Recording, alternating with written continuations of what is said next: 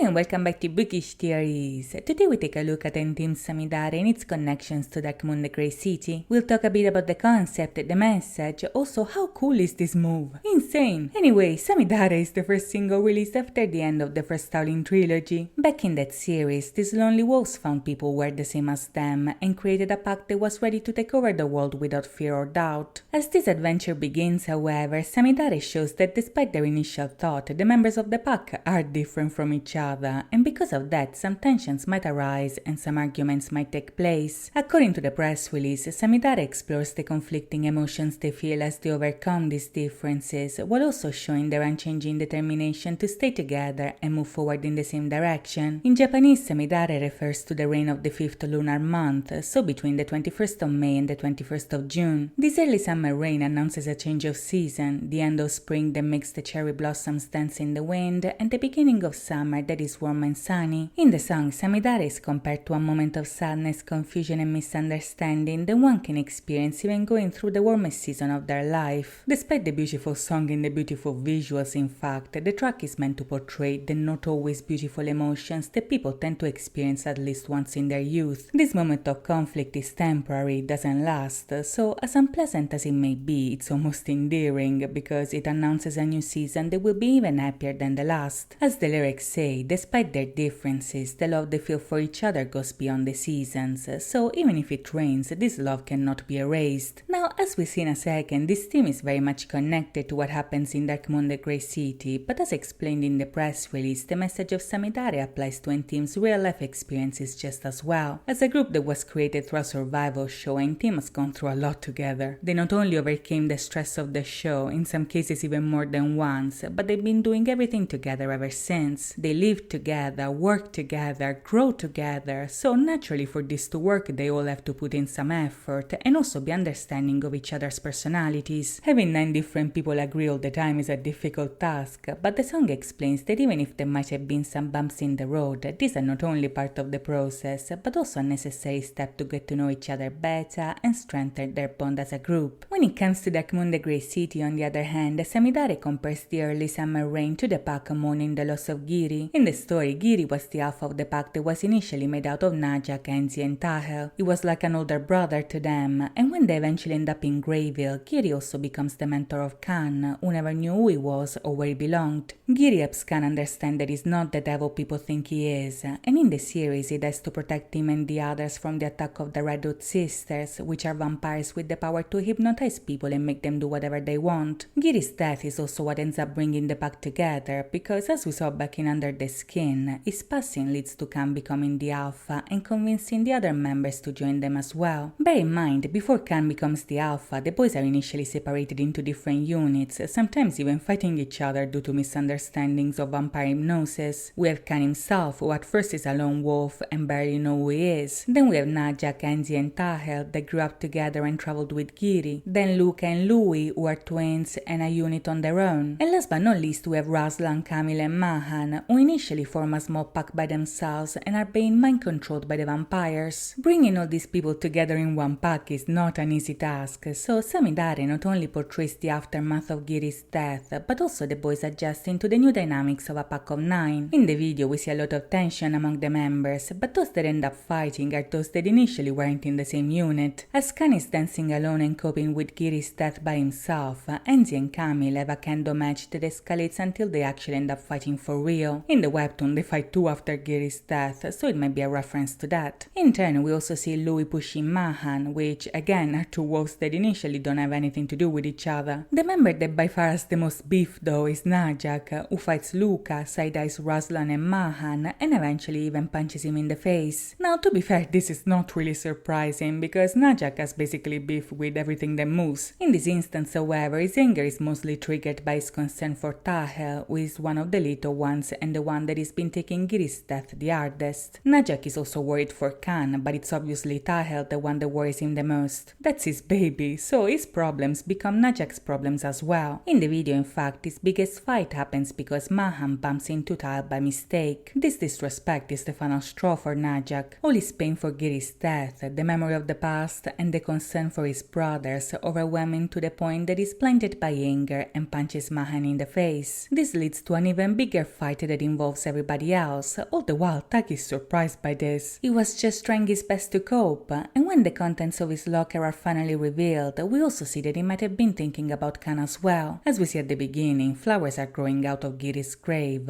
and Khan picks one as a keepsake. In the changing room though, he's seemingly letting go of this flower because it's withering, but when Nicholas opens Taki's locker, we discover that Tyle actually planted this flower and is now growing strong. Now to me this is a reference to the ending of the Grey City, because in there was also a plant with a similar symbolism. Right after his mom and Giri's death, Khan finds a small plant at the inn and throws it away because it's withering. After a few days however, Tahel makes him find the plant now in full bloom, meaning that even if a stage of life has ended, a new one has just begun. This blooming plant and the message that Tahel leaves Khan is what convinces him to become the Alpha and create the pack, so the flower symbolism to me is a callback to that. In the story, becoming the Alpha is Khan's destiny. It's something that he was born to do even if he doesn't feel ready, but when in the video he sees the boys fighting, that's the moment he finally takes action. The moment he intervenes is the moment he takes leadership, and sure enough, the rain stops falling, allowing the cherry blossoms to dance in the air. By the end of Samidare, the Samidare has stopped, and a new chapter of their life is about to begin. To see what this chapter has in store for us, for now we'll have to wait and see, but in the meantime, let me know what you think in the comments down below, and if you enjoyed this video, please think about liking and subscribing. As always, thank you so much for watching guys, I'll see you next time, bye bye!